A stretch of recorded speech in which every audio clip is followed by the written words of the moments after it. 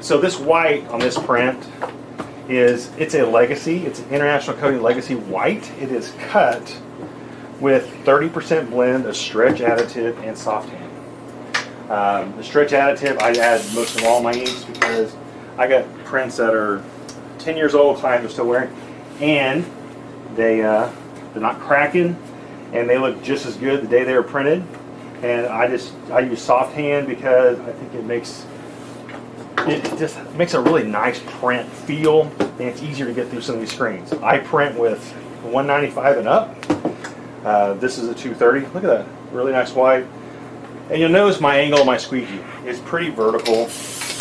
Before shearing it, and I get those crisp halftones.